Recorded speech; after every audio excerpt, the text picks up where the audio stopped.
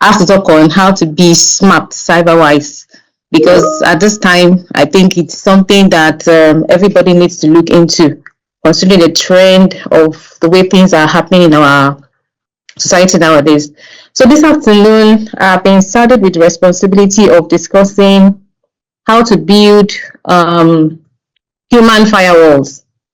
And I was going to understand that the target audience happened to be teachers in both primary and secondary schools. So to this afternoon, we'll be talking about how to build firewalls to prevent ourselves from all the social engineering attackers. I don't know. I don't have the opportunity to share my slide here. Will you be sharing from your own hand?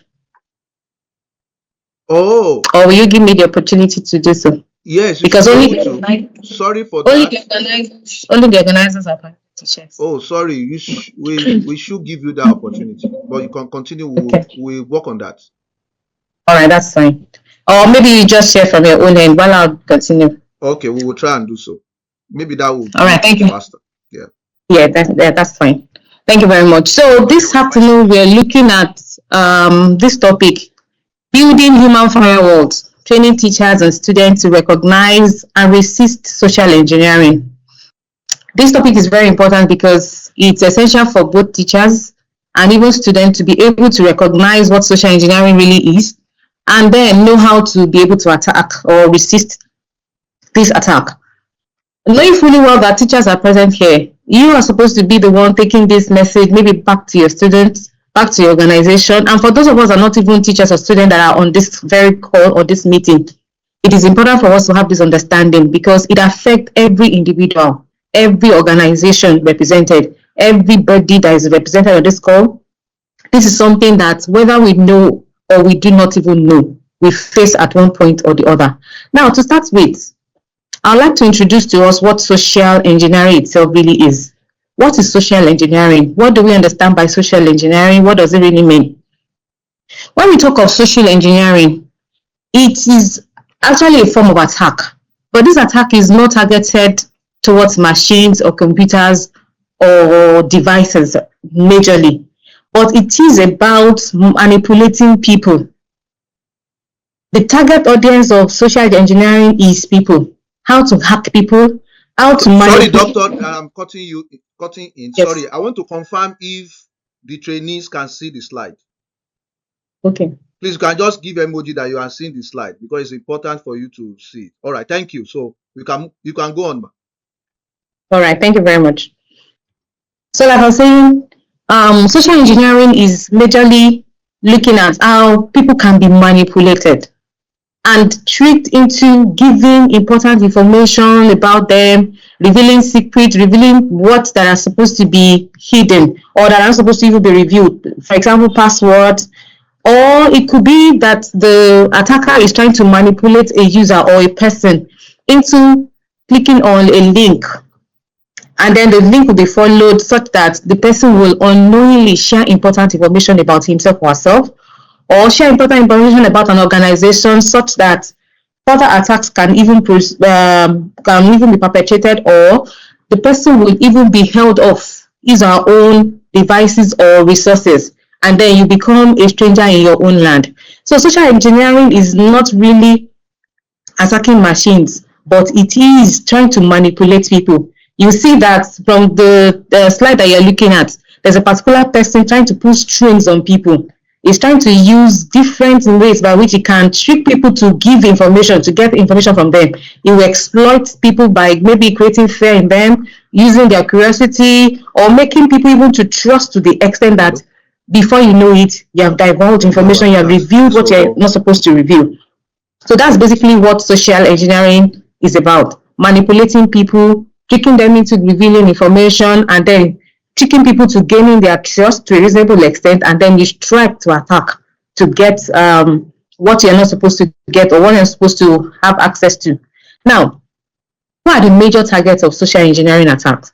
When we talk of social engineering, manipulating people, get information, and so on, who are the targets? Who are the major targets? That is, these attackers, who do they really look at? If you look at what we have on the third slide, you see different pictures. Number one, Once you have a system or a device that is connected to the internet, you are a target. Once you have any device, maybe a laptop, a system, anything, once you have it connected to the internet, you are a target. You may be thinking, oh, thank God, I don't have a laptop, I don't have a system, but you have phones. Once you have phones that are connected to the internet, you are a target. So social engineering attack looks at people that are connected to the internet, the cyberspace. You are able to connect to somebody from your location to another without you seeing the person physically. Once you are able to access the internet, once you have access to the cyberspace, you are a target of social engineering. Also, these attackers also target executives, not only individuals. They target executives, top management officials in organizations, because they know that if they get information about some organization or top executives, information that are not supposed to leave that organization, they can use it to manipulate, to work their way into getting maybe money, getting businesses, or getting people into trouble, and so on. So social engineering attackers also target top executives, they target top management, they target organizations such as banks, businesses, schools, churches, any form of organization where monetary transaction takes place, or where informations are kept, data is being kept at any point in time. These are the places that the social engineering attackers focus on. They target people from this area. And once you have all those people connected to the internet, could it be maybe an airline operation, that's what your organization is all about, or you only sell products online, you have anything that has to do with e-commerce, and then transaction takes place on the internet, you are a target to social engineering. So virtually every one of us present on this call today, one way or the other, we have something to do with social engineering attack. Why are we looking at empowering our teachers to be smarter when it comes to cyberspace? Why are we educating schools, teachers to have this understanding such that they will not be susceptible to attacks from social engineering attackers like this? It is because in schools, we deal with information. There's what we call the staff record, the student record, the exam record. There are sensitive data that are kept in schools. So that makes schools, as it is, to not be left out as a target of social engineering attack. In some schools, if we look at what we have in Nigeria now, private institutions like private universities, they pay fees that are very high compared to what we have in public institutions. Social engineering attackers also, they try to attack institutions like this such that they can make people vulnerable to the extent that fees that are supposed to be paid into the school's account get diverted into a foreign account somewhere, or get diverted into somebody else somewhere. There are examination records. Students that are not doing fine, they want a way by which they can manipulate their way to the top and so on. So these attackers also, they have eyes on schools. Schools are also targets for social engineering attacks. Email accounts are kept in schools. On personal email or official email, transactions that are done, people relate with others from other places. So these social engineering attackers also target schools, target the emails, target the staff record, target exam records. And oftentimes schools don't really pay total attention to their system like the banks, like the other business organizations or profit-making organizations do. Because basically we feel at times that, oh, what do we do here? We only keep students' record. Maybe in a secondary school or primary school where results are kept online and so on. You don't really do any other. Pupils don't pay school fees via internet banking or through any form of internet-related processes. So you may be thinking, why are we burdening ourselves over this? But no, oftentimes these attackers don't even need money from the schools, but rather what they are looking for is information, secret about employees in those schools, even students in those schools, pupils of those schools. They are looking for how to get details about them, how to get information or what have you, so that it can be used even against them. I will pause briefly for like 2 minutes. I want to quickly find out from amongst us, how many of us have been attacked or tricked in the past? I think for us to do this, just raise an emoji, maybe raise your hand If you are fallen victim, you've been fooled in the past. I want to take that census amongst us. I want to believe you understand what I'm saying. If somehow in the past you've been fooled, you've been tricked, somebody have sent a suspicious link to you, and then you just clicked, and without you knowing. Yeah, thank you for those that are saying, raising their hands. Thank you for those emojis. I want to believe so many of us here. Some of us may not even know that you have been tricked at one point or the other. Maybe you're just lucky that the trick did not get too far. Yeah. How many of us have received fake calls? Like somebody just called you, are you Mr. So and so, or are you Mrs. This and that? You have a friend somewhere who has just had accident, blah blah blah blah, and they are telling you stories that touch the heart. How many of us have had such calls in the past? Yes. Thank you for those emojis. Thank you. Yeah. So invariably, I can see that virtually all of us at one point or the other, at what point in time, have actually been tricked. Yes. Good. Okay. Thank you for all those emojis. So to continue, there was some. Okay, before we move on these tricks. At times, some of us will see these kind of messages that President Tinubu is sharing 5,000 naira. If you are able to send this message to like 500 people or five other set of people or 5 platforms, blah blah blah. If you're able to send that message, that he will get a gift of maybe 1 million naira or get a gift of this. I'm sure so many of us have seen all that. Those are part of the examples of tricks that these people use. They just trick you, lure you into clicking on links or going into information that you don't even need anything to do. You don't have any business to do with. At times you hear, Coca-Cola is celebrating their 50th anniversary.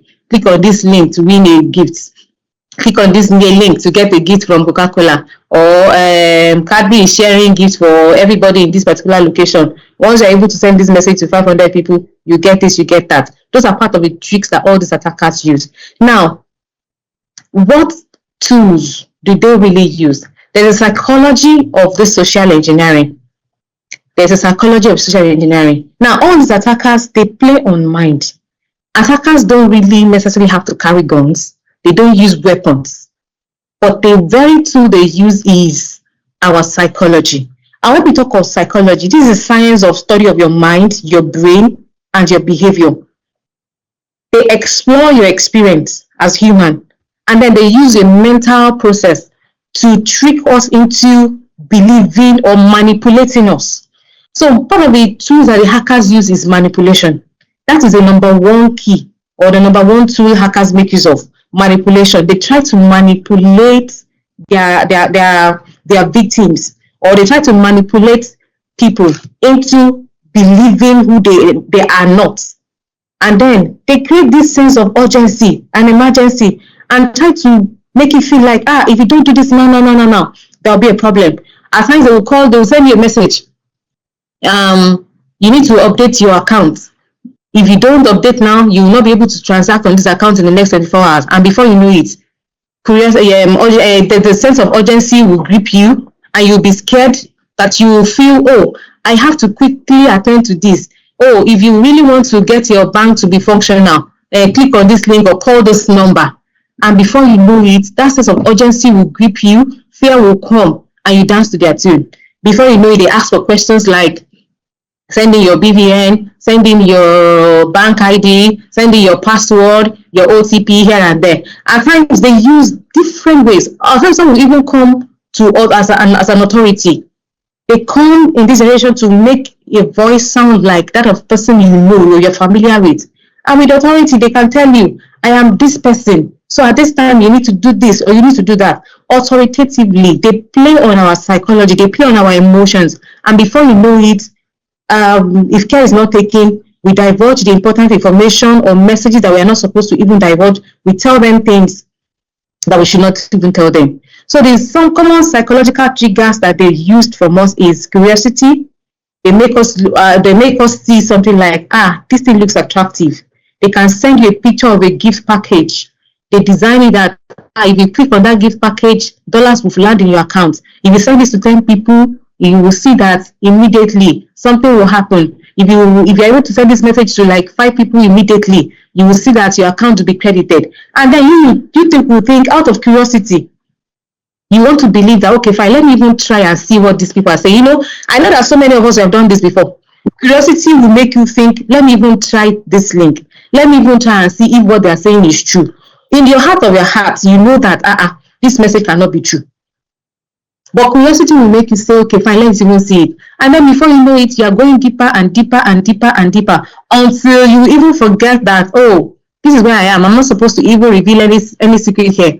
Or I'm not supposed to even talk about this. So they use that curiosity. And then another thing is fear. Fear. They create that fear that before you know it, you begin to run helter-skelter to give information. I remember something that happened to me personally recently. I was sharing with some of my colleagues. And thank God some of them are on this call with us tonight, this afternoon. I got a call in the middle of the night from an unknown number or a registered number. And the person just mentioned my name. And I was like, really? How did you get my information? And you know what he said? He just gave one funny name that he is so and so from this place. That somebody has paid him to kill me, blah, blah, blah. That, yes, I should go and look for money now so that he will not carry out that assignment. And you know what the person did? He played on psychologically played on me to the extent that I got frightened. And because of fear, but thank God for people around me, I did not allow that fear to lead me further. He was already asking me, is it not your house that is on number so and so? Thinking that I would say, oh, that is not my house. Maybe I will now reveal the correct address of my house. I don't know. So, they actually worked on fear. Now, if not because I have people around me, and then thank God for God, I was able to really get my balance. A lot of people out of that fear would have revealed further information or even given money. They would have revealed further secret and other things would have happened. At times you get pictures that says, if you don't share this message now, something will happen to you. They manipulate us. If you don't send this message to 5 people now, something terrible will happen to you. And before you know it, fear will grip our hearts and we too will begin to send messages around. We begin to open links. We begin to share information that we are not supposed to even bother ourselves about. Another psychological trigger is greed. When you see something that seems to be too good, that, oh, if I send this message to 5 people, I'll get 1 million naira. If we are not careful, greed in us will make us feel, 5 million naira by just sending messages. Oh, let me quickly tag into it. Or if I'm able to unlock this particular address, or okay, you're looking for a job, go to this particular website. Once you click on this website and you're able to register, that job is coming. Psychologically, they're working on the greed that somehow we all have. If care is not taken, that leads us even to a place where we do not even bargain for. And then they also create trust in us. At times, they will just call you and tell you, do you know who is talking? And then before you know it, you two will establish a name. By the time you tell them a name, they begin to they discuss with you. Before you know it, you trust that person at the other end of the phone. That is the actual person that I'm talking with. And then information will begin to transfer. You transfer information secret that are supposed to be revealed. You begin to reveal it, and so on and so forth. So these are different tricks that these attackers use on people to get opportunity to gain access even into secrets that are not supposed to gain access into, and then to be able to hinder people from or handicap people so that they reveal secret, they reveal information, they give money at times and lose their valuables.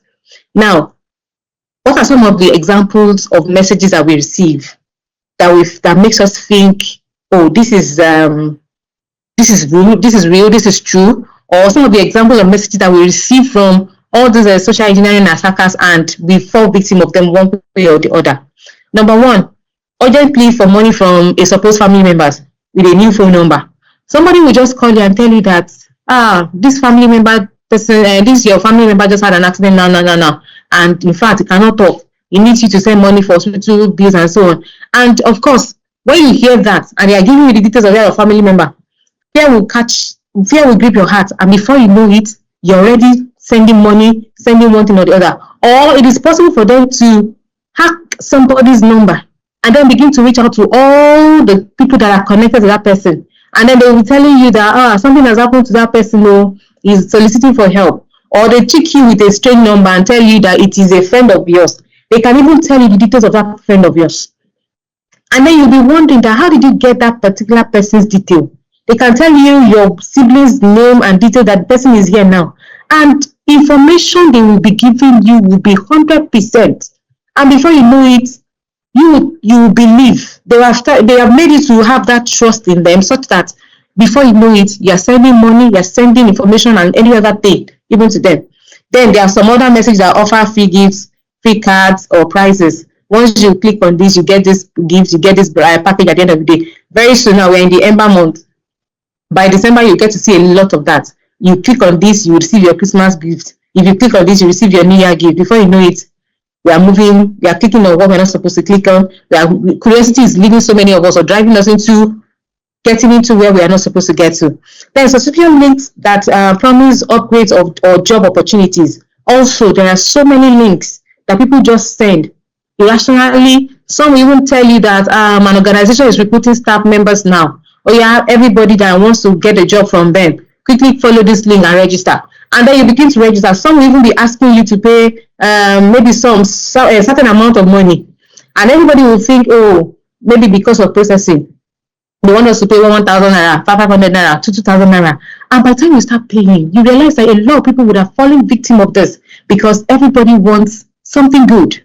We're looking for a job, and then before you know it, but people will not be conscious of the fact that let me confirm this link. Does this link read the direct address of that organization that they're saying is employing people or asking people that is saying that there's job opportunity? Then also there are fake requests for personal information about the mimic bank security alert. That happens a lot to almost everybody. Once you have a bank account, you just get a message from a bank. And amazingly, at times, it happens to be the very bank you are using. And it will tell you, oh, your bank account, maybe you have exceeded your limit for a particular time. For you to upgrade, click on this link. And you need to upgrade your account records with us. Otherwise, your transaction will be paused, or you will not be able to transact on your app anymore. So click on this link and so on. Then there are also calls where attacker posts to be an authority figure and they begin to make requests for money.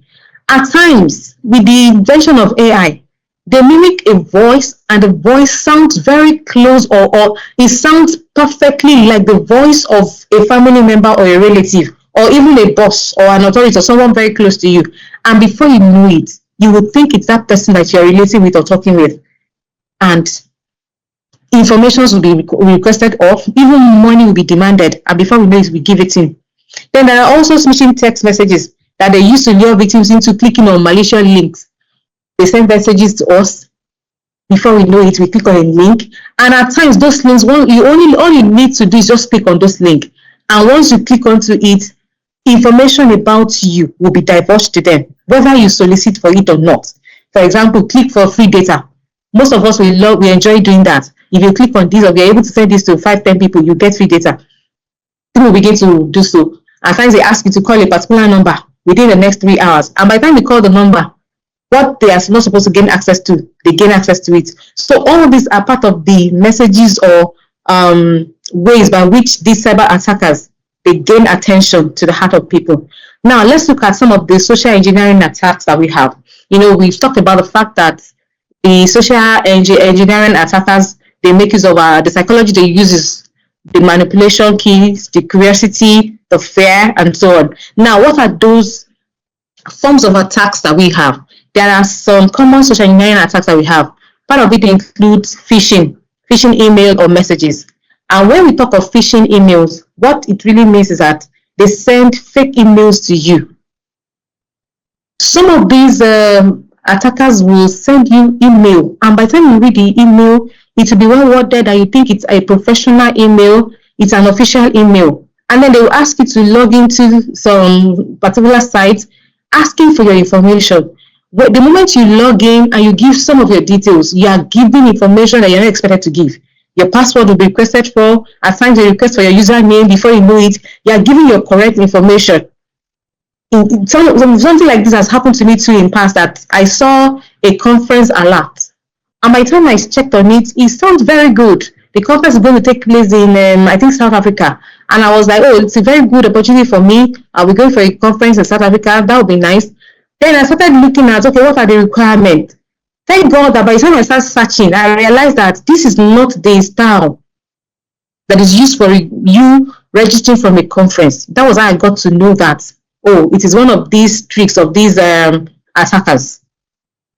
They make it look official, but most of it are not official. So that is why it is important for us to understand how things are done. They spoof email. Attackers can send email that appears to be from a legitimate company, like banks, like social media platforms, maybe shipping services. An example is that of the conference that I just mentioned now. The name of a conference sounds so appealing that you think, oh, this is a legit conference. But before you know it, it's a phishing email that actually came from someone somewhere who is trying to get or divert information from me. Now, government agencies also or government agencies to trick people or their recipients into clicking into malicious links to fraudulent website or revealing personal information. Majorly, what they do when they use spoofed email is to get personal information. By the time you are following the email, they may begin to ask for details, further details about us. And before you know it, we are giving those information because we think that it's a legit email, whereas it isn't. And then at times they lead us even to fraudulent websites where other things can be done. We can get duped by people.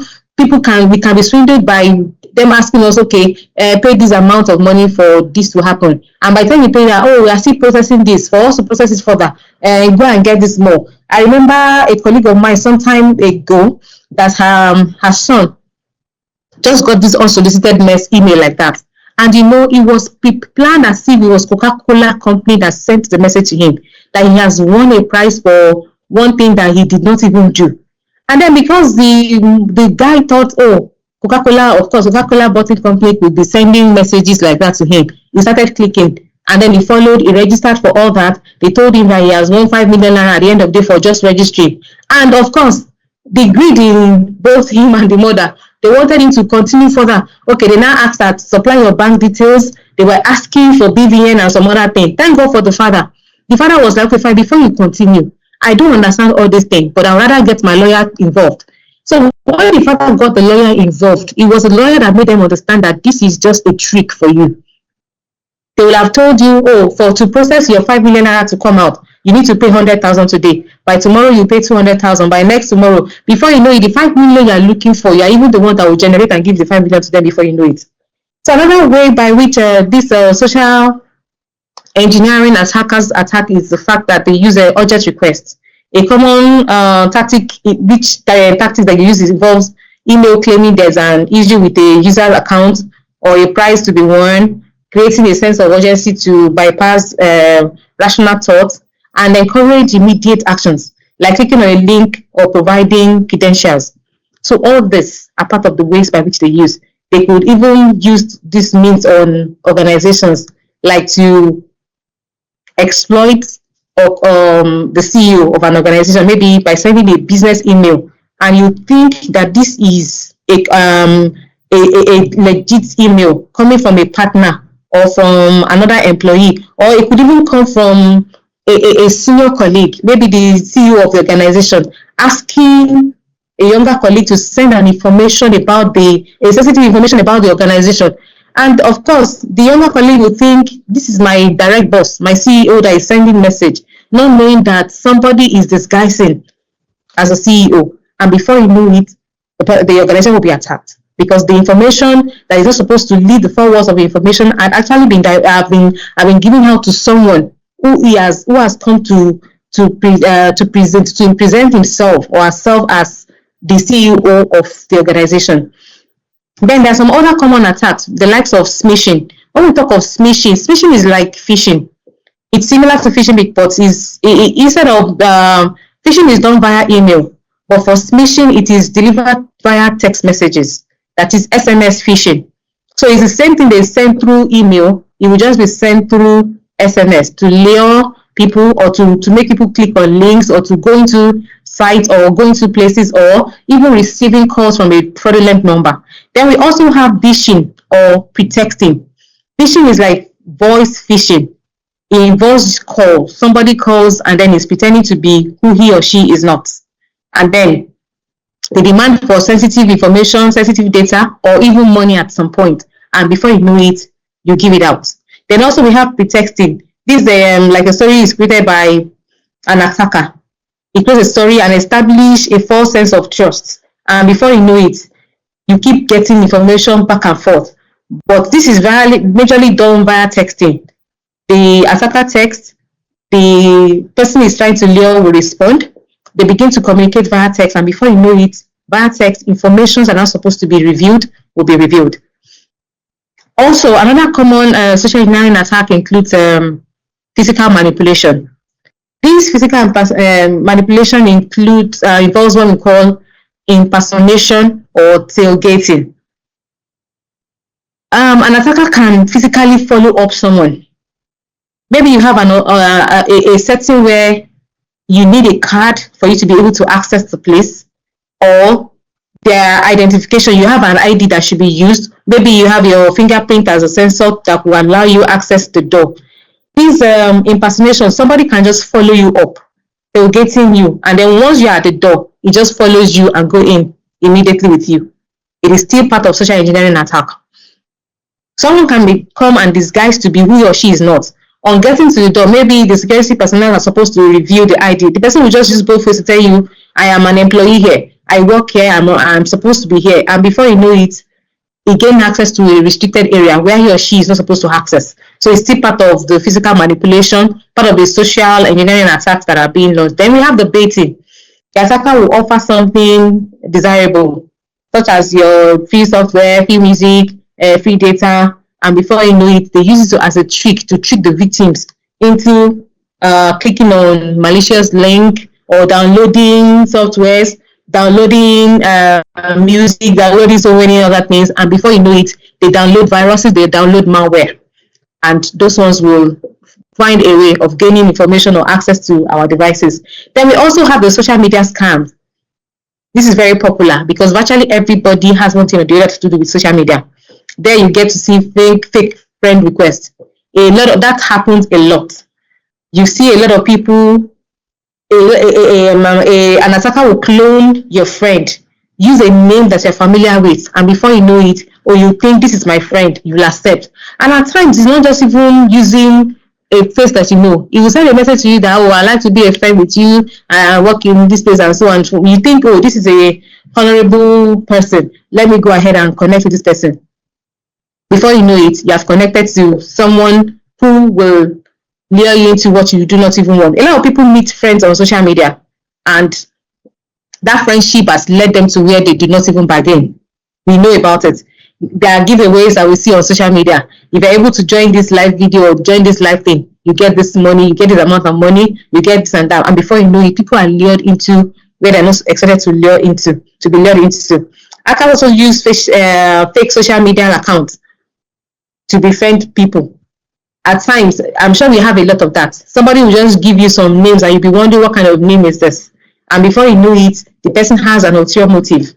It could be sending malicious links to you that, okay, fine, as a friend. I'm sure we all get this on our Facebook, on our IG, for those of us that make use of social media very well. We have a lot of social media scams that we have out there. So all we need is just to be careful. Who do we relate with? How do we relate with these people before we fall victim of what we are not supposed to fall victim of? Now, I want us to do some 2-minute activity. We are going to be recognizing some social attacks. On this particular slide. When we look at all these messages, you will tell me if they are real or fake. And then we can even say, what is it that they are, what kind of psychology are they trying to use? I don't know if you understand what I'm saying. Do we get what I'm saying? I want us to decide what kind of psychology are they using. Is it curiosity? Is it fear? And if the first thing is, once you read an example here, we'll talk about it. Is it a real message or fake? How do we identify that it's real or fake? We'll discuss all that together, and then we now look at what kind of psychology do we think these attackers are using. Now let's look at the first one. There's a bank alert. You see a caution sign, UBA bank alert. Your account has been temporarily suspended due to suspicious activity. Verify your identity immediately. You can click on www.ub.a.com or call that number. Now, from what we have said, can we categorize it as a fake or real message? If you feel you want to answer, you can just raise your hand and I'll call you. Okay. Yes, I can see. Yeah. Sorry. Let me get your name. Okay, I can see hands up. 80. I don't know who. Sorry, because I am sharing my screen, I can't see your full name. So I can see. Okay, Akibambo Temilolua. Can you please answer? It's fake, ma. It's fake. How do you identify that this is fake? The link www.ub.a.com. Thank you. Thank you. That's one. I can see another hand from that same message. What other thing points your attention to the fact that this is fake? Victor Olajide, please.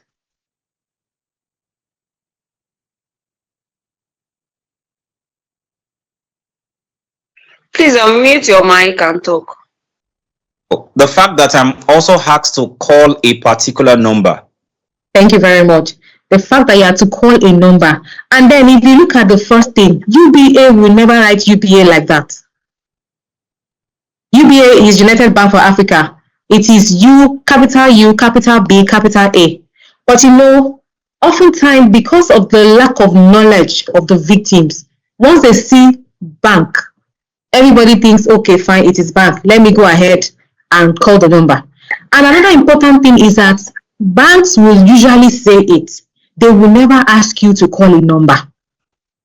They will never ask you to go to a link to go and do this thing. And then the link is now having www.ub.a.com. The link is, of course, already looking fraudulent. But because of lack of knowledge, a lot of people will fall victim of messages like this. I've been in banks at some point that people will come and say, and I followed. They were asking me for this, and the bank will be telling the person that we never ask you to do all that. So it is important that we understand this trend and then be able to identify which one is. So now, having identified that this is a fake message, what kind of psychology are they using on their victim? What kind of psychology? Remember we talked about manipulation, curiosity, fear. So what kind of psychology are they using?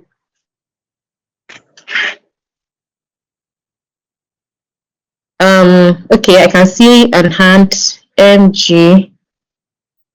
That's They are using fear. Fear, that's the psychology, man. Thank you. Fear. Thank you very much. Fear. Because my person sees that my account will be temporarily suspended. You don't want to be out of money at any point in time. The next thing is you quickly click on. Then the next one, we have delivery. Your package is waiting for delivery confirmation. Please pay the custom fee here. And then you're directed to a link. Is this real or fake?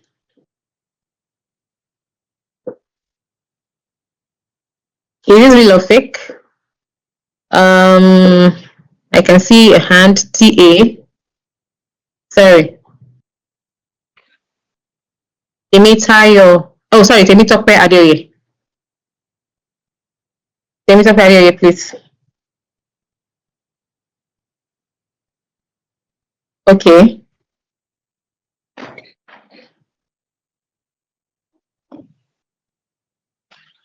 Oh, I hope everybody can unmute themselves to speak. Oh, Temitope Adeoye is not here. Your hand is up. I can see people are writing answers in the chat. Yes, this is fake. You move to another person. Okay. All right. Adebambo Moshood. How do you understand that this is fake? How do you know that this is fake?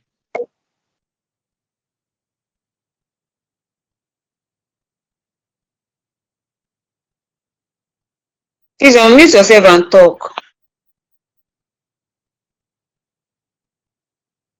Okay, Owolabi Elizabeth. How do you know that this delivery message is fake?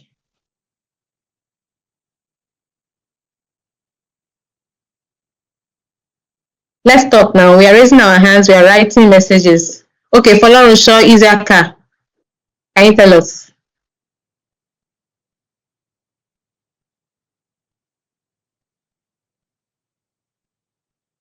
Hello, I hope you Please can hear. unmute yourself. Okay.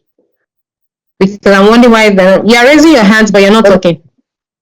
Yes, ma. Hello, because customer officer will not send message to you to come and pay. But because you have a delivery something, you must come and come to their end first before you pay anything. They will not ask you to pay. Obviously, this is any need. Thank you. Thank you very much. Now, at times it's possible for you to order items online and then you make payment for stuff like that. But if you did not ask for any delivery, you're not expecting any delivery package, and somebody just send this message to you, automatically you know that this is fake. Even if you really do, you will know the place where you have made your order. And just like he said, custom fee is not something they will ask you to come and pay here. They will want to see you, see your items, and then look at the item together in your presence before they tell you to pay custom fee. Not that they will just send a link to you that, okay, go to this link and make payment. So they make it sound like, oh, if you don't do this now, you will lose. And then before you know it, you click on that link, that leads you to somewhere else. Then we also have prize reward. Congratulations, you have won 50,000 naira, 50,000 naira shopping voucher.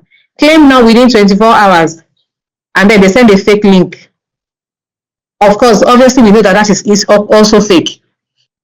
Because by the time you see that, they are trying to play on your curiosity. And then if care is not taken, if you are the type that has greed in you, 50,000 naira shopping voucher, that is money. You think of that can buy the new shirt that I wear to work, that can pay my daughter's maybe lesson fee. I can use that to even buy school sandal. And this is what is it called now? Back to school period. I can pay some of my my daughter's or my son's school fees from this amount. And before you know it, you are thinking of, let me see how I can use that voucher to buy one or two things on that site. And they're asking you to claim it within 24 hours. If care is not taken, you will pay more than that 50,000 naira voucher before you come out of it, because they will ask you to claim the voucher. They are send the 50,000, send 5,000 naira something. You will think, okay, 5,000 naira is more than 50. After you have spent 5,000 naira, they will ask you for more. And before you know it, they keep asking for more. Now, let's also see this other one. Account verification. Dear customer, we notice unusual login activity in your email account. Please click here to verify your identity and secure your account. And before you know it, you think, account verification, okay, and you know they are playing on the emotion with this, telling you that they have noticed an unusual login. They create a kind of fear in you that who logged into my account? Let me quickly go and block it though. So before you know it, you will now rush into that link that I want to block access to my account from that link, unknown to you that you are exposing yourself the more. They begin to ask you for your password, ask you for your bank details and so on. Before you know it, you're fall victim of that. Then we have the school fee fraud. Dear parents, your what school fees payment could not be processed.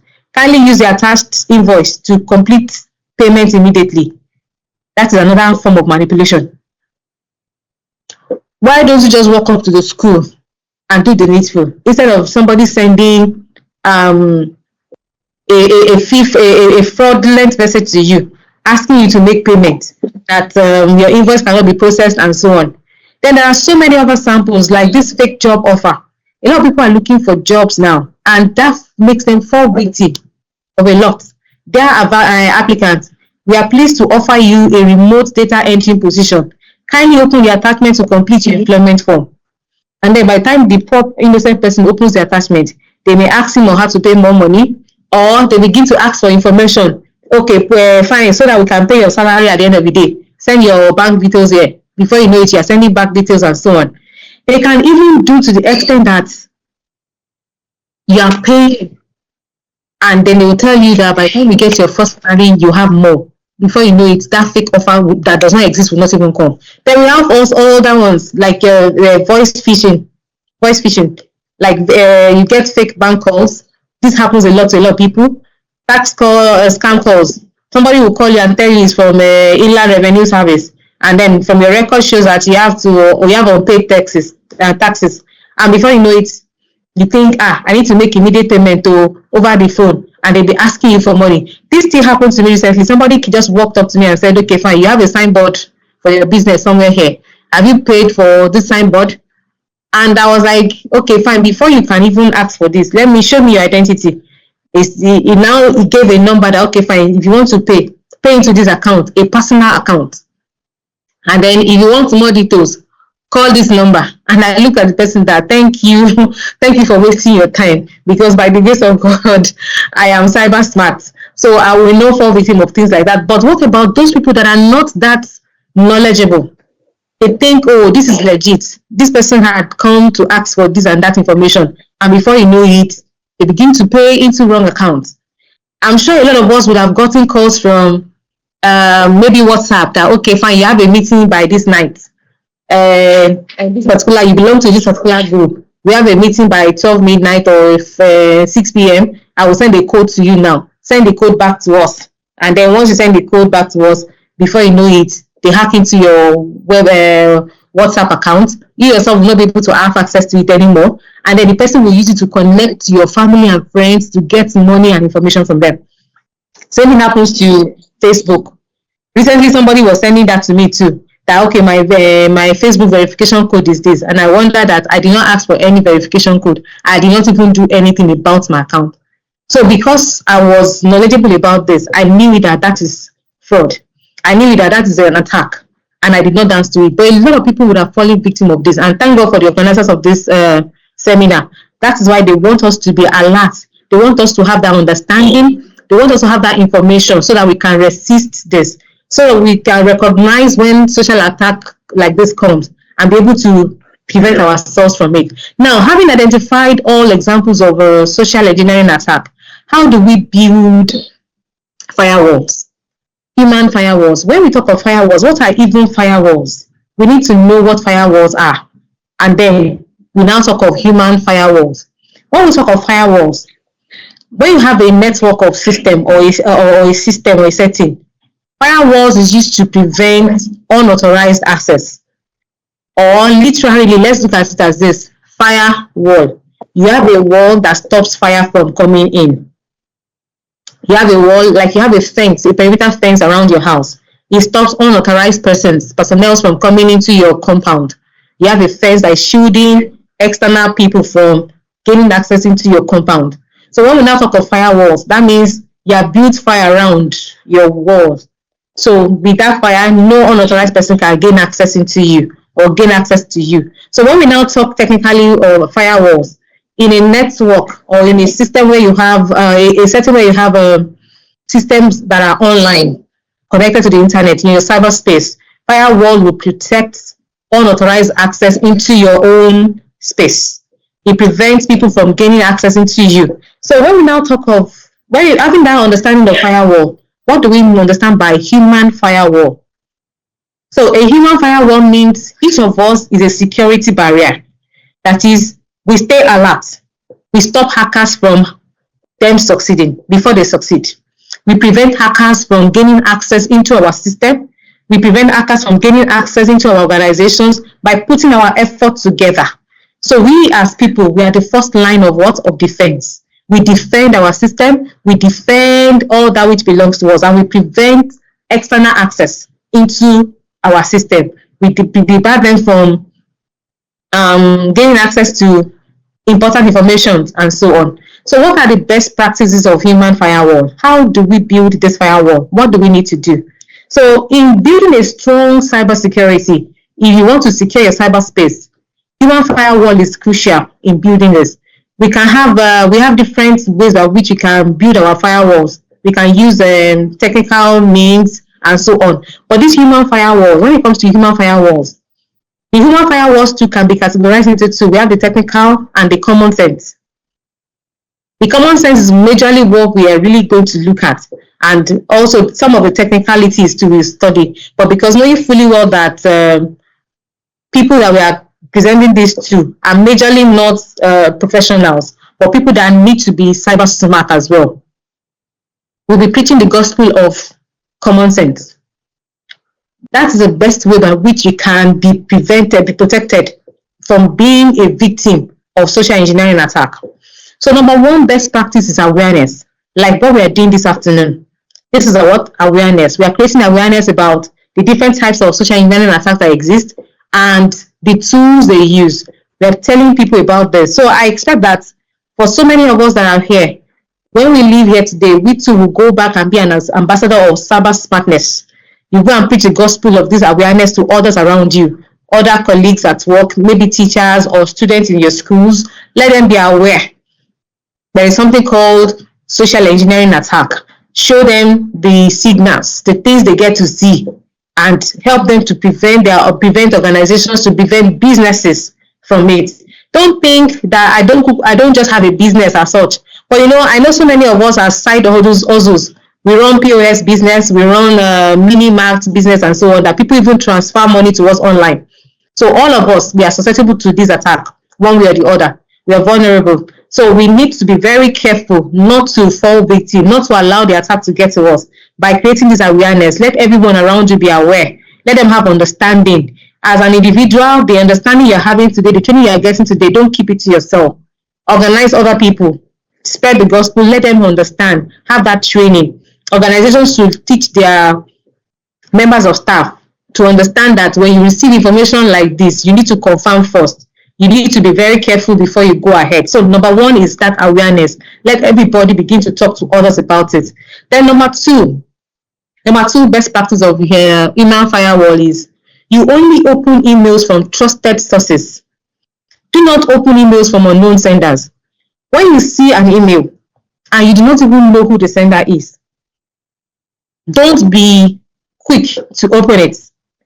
And if you maybe peradventure you have to open the email, you need to be very careful. You double check first before you continue to follow instructions. You double check the sending entity. Who sent this email? If possible, you too can do a quick search. If an organization has sent it to you, go and do a quick search. For example, if the UBA example we looked at earlier, on getting that, the first thing you may need to do if you are thinking maybe this is correct or true, go and check that address. How does UBA write the authentic UBA account? How is it usually written? Their URL, how is it written? Their address, how do they spell it? How do they put their words? What's their logo like? Compare it with that which you have seen. Is what you are seeing the same thing as what they should use? So even at that, you need to be very careful what you open. The first thing is, if you really have to open the email, do a quick check, confirm, go and read about that organization, that company that has sent the mail to you, and confirm that, okay, this is a legit email before you can now proceed. So because email addresses can be easily spoofed. So if care is not taken, you will think you are reading a legit email, whereas it is not. Then, another thing is, having opened, maybe you will, after having talked about you not opening any other email, any random email, you need to verify before you click. You don't click on links from unknown sources. Somebody has just sent a link to you that, oh, follow this link to register for this. To register for what? If you have not requested for anything, don't bother yourself. And if you think, oh, maybe I want to know, you are really curious, rather than you clicking on that link, there is something you can do. You can type the URL yourself into your browser. Type the address into your browser instead. If you type into your browser address bar instead, by the time you send it, if it is not a legit link, your browser will not go there. It may not lead you there. But by the time you click on a link that has been sent, that link has been connected to somewhere. And before you know it, that link will take you to that same place. So when you look at a link and you are not sure where it's coming from, it is better at times that you manually type it in a URL as a URL into your browser address. Your browser address bar, instead of you clicking on the link. Or you can just bypass this malicious link altogether if you are not expecting anything from anybody. And then you can go directly to the reported sender's website to find a legit link for the actions in question. For example, if it's about unemployment and they are telling you that federal federal government services somewhere, or Tescom is asking that people should click on this link for employment. Rather than you clicking on that link, go to Tescom website. They are telling you that the National Correctional Center is employing people now. Go to this link and fill this form. Rather than you clicking on that link, you go to the National Correctional Center's website and look for that particular thing, because definitely if it is legit and it's from them, you will get from their website, you will have a way by which you can access that particular thing they are leading you to. So whatever you are looking for, whatever action you want to take, you will find it legitimately on their website. So rather than you just clicking on any link that comes about you to you, don't just do that. Think before you click. And this thing before you click means what? You only click on something that is true, something that is helpful, something that is inspiring, something that is necessary and kind. Think before clicking. Don't just click on anything. Don't allow curiosity to drive you to where you do not even want to. Don't allow curiosity to drive you into where you don't even expect. So think before you click. Then use your strong password and what we call MFA. When you are using your password, you're creating your password maybe to your devices, to your emails, to your accounts, and so on. Use very strong passwords. Don't use password that can be easily guessed by anyone. And don't just use, of course, thank God these days, and most time when you are filling any form or creating an application online, usually strong passwords are recommended. They should be like 8 letters. It should contain upper and lower cases. It should have digits and special characters. Try as much as possible to adopt that style when you are creating password for yourselves too. Avoid the use of words that can be found in dictionary. Very important. Words that can be generated by dictionary, avoid them, because these attackers, they have all the time in the world. They will sit by dictionary and generate words. Try to use words to see if they can hack into your device, hack into you, hack into your business. You know, someone who is watching you, who really wants to gain access into whatever you do, they will have the whole time in the world to generate words. So words that can be found in dictionary, they can generate it. They can write applications that will generate those words and begin to try to use it as a means of gaining access to you. So even if you're going to use words from dictionary, you can mix them with digits. Put digits anywhere, put special characters anywhere, so that it will be easy for them to access you. Then use what we call multi-factor authentication for your social media handles. Make sure you use what we call multi-factor authentication. That is, you have a strong step that can prevent social engineering attack. There are many MFA solutions now. Even WhatsApp has it. There's a 2-step verification. If anyone wants you to join any group, if you don't authorize it, you can have that one done. Then you may have a place whereby with your smartphone, it sends you OTP, what we call OTP, or verification code before you can log in. It confirms via SMS to you. So all these authentication, multi-factor authentication saves you from direct access to all these attackers. Your account will not be susceptible to attackers directly like that. But if you don't use multi-factor authentication, it may be easy for them to gain access even into you. Then also, another best practice of a human firewall is the use what we call common sense. Simple common sense goes a big way towards avoiding social engineering attack. Know that if an offer or notification sounds too good to be true, it's possible that it is not even true. So don't open such email. Don't click on such link. Click on this link to get 5,000 naira. That seems too good. Because without doing anything, 5,000 naira, 5 million naira will just come to you. So know that that offer or notification sounds too good to be true. So it is best you just look away from it. Allow common sense to direct you. Then be wary of any unsolicited. Sorry? 5 more minutes, ma. Okay, so be wary of any unsolicited friendship requests on your social media. Don't allow anyone you don't know, don't just accept friendship from them. Don't leave devices unsecured in public places. Maybe you're working on your device and you just left it open and you took 5 minutes excuse to leave. You don't know the next person seated beside you. Be careful. Don't plug into any unknown USB into your device. You know, so many of us are fond of that act. You just connect any cable you see. You don't know what it's in that cable. You don't know where the cable is from, where it is connected to, and so on. And then be careful who repairs your devices for you. You want to install software on your phone. You want someone to check your phone or to repair for you. Be careful who does all this for you, because most of them are not just doing it for free.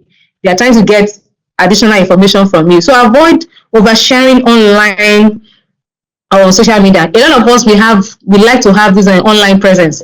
When we wake up in the morning, we share to our friends, I'm awake today, I'm going to the bank now, I am coming back from holiday. They get information about your movement. Someone who wants to really maliciously follow you somewhere, or want to follow your footsteps, know where you are going, they begin to plan that, okay, fine, that means it's not at home now. By today, he said he has a party tomorrow. Oh, that means he has gone to that party. You give information about yourself, and before you know it, oversharing of information can cause issues.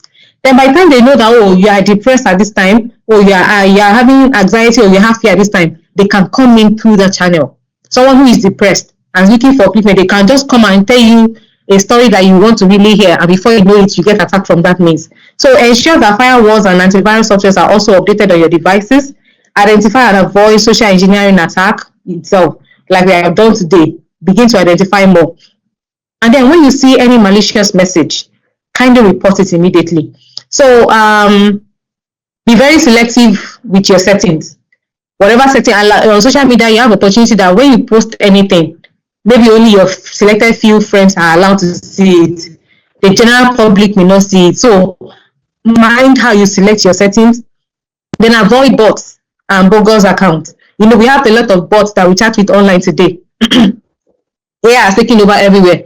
At times you're chatting with someone, you think you're chatting on the internet, you think you're chatting with somebody, but you're chatting with a robot, and you don't even know. And before you know it, the bot can also gain access to your social media account, and you're communicating with the robot, and information is being diverted. So as teachers, we have a major role to play. We need to educate our students.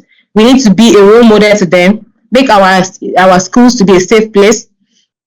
And then we must lead by examples. We should teach our students to be cautious of how to model their behavior, how to model themselves online. And students too should learn how to protect their own data and information. So what can schools also do? Schools can work on what we call our cyber policies.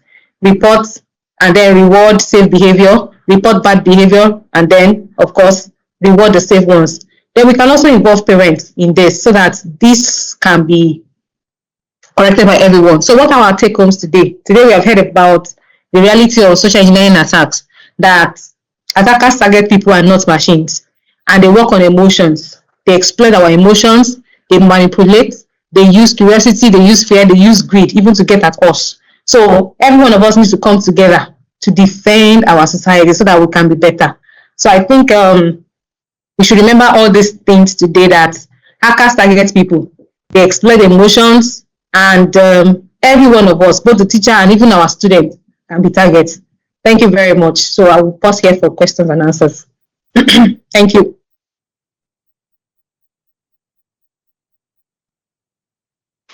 Thank you very much, Ma, for the wonderful lesson. In fact, we have learned a whole lot of lessons. And I know that all of us here have learned one thing or the other. So if you have any question, something that you didn't understand from whatever she said, please can you ask your question now? Can you raise your hand? You have a question. Something is not clear from, okay.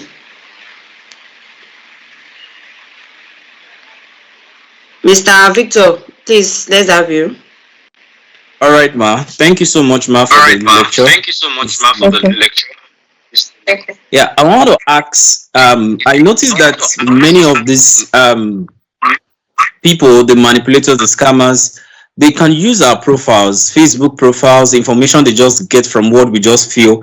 Now, my question is, how much information can we give about ourselves on our own accounts, maybe our social media account? To what extent should we go in giving such information? For example, on LinkedIn, everybody knows that yes, LinkedIn is a professional social platform where yes, you are looking for people to connect with. So to what extent do we give that much information? How do we know that this information is enough for a particular platform? Thank you, ma'am.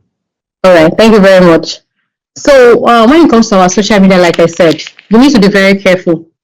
The likes of Facebook, IG, you can control who sees whatever information you have posted. So even if you give your details, you can control from your setting that only your friends are allowed to see this. Only your friends are allowed to see certain information. But of course, on professional medias like LinkedIn, you need to market yourself at times because that's the essence of having professional what is it called media like that. You need to market yourself. You'll be very careful of the set of information you give. Anything that is not professional, like personal messages, personal information about you, you may be careful not to project stuff like that. Only information that are official, that should be heard about your career, where you work, and so on, that are important information that you know that will project you as a professional. Those are the basic things that you should put there. But things that are going into your personal life, going to your personal details, you don't need to have them on social media like that, or on even that professional platform like that. I hope that answers your question, because somehow you will know that this information is something that I should not have on. Okay, for example, on the likes of LinkedIn, if you're going for a conference, you can create awareness about the conference that is coming. If you feel that it's going to be unsafe for you, for people to know what time you'll be leaving and what time you'll be arriving, what time you understand, you can keep information like that off. But of course, you can talk about, there's going to be a conference next week about this particular professional body and so on. So whoever wants to connect with you from there can connect. But not that I have booked my ticket. My flight is by 3 p.m. Tuesday. Do you understand what I'm saying now? So you can give information, but let it not be too detailed. I hope I answered your question with that. Thank you, Ma. Is there any other question? Our time is fast spent. No other questions.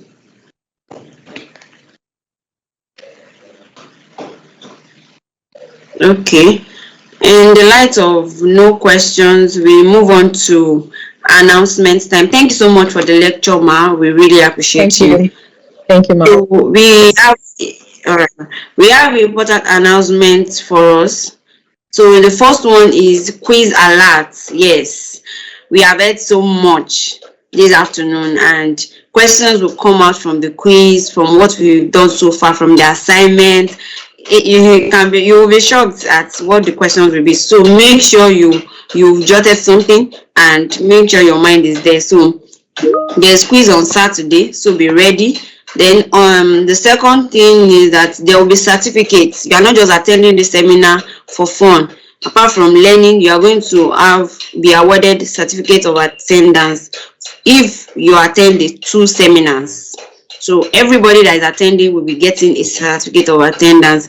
Also, our grand finale is coming up. Somebody excited?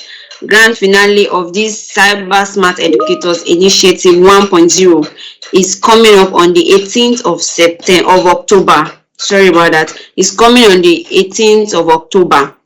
And that is when we'll be awarding the best teacher, the top teacher award, with a star prize of 1 million naira. So be the best. It can be you. You can make it. So the next one is that we'll be having this kind of seminar again next week on the 11th of September. I know that we enjoyed today's teaching. I know that we have learned a lot. So let's come prepared next week again to learn a lot more than we have learned today. And our guest speaker is Dr. Shembagaraj Ramachandran from India. So he's an international speaker, and I want you to be there. I want you to invite your friends, your colleagues.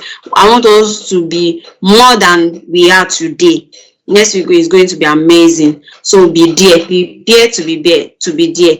Clear your schedule to be there. Another important thing to note is that version 2.0 is coming. Exciting news. Somebody is excited.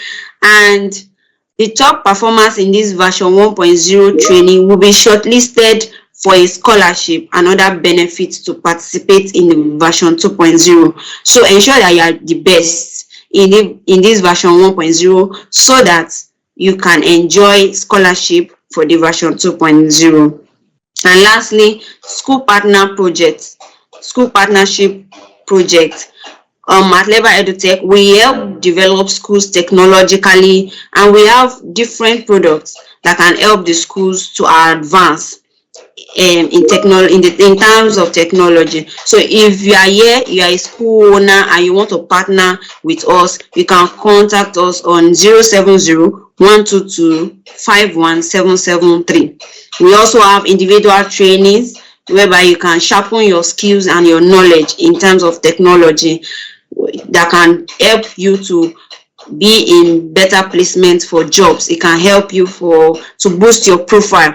So we do that. You can also contact us on 070-122-51773 for more information on that. And lastly, I want to make mention that if you are here in this seminar and you didn't write your name correctly, please change your profile name, your full name, your name and your surname, because that is what will be on your certificate. So make sure your name is typed correctly. Your name is showing correctly, not just one name, but your name and your surname. And I think that will be all in this seminar. We are educators. We are cyber smart. Join us.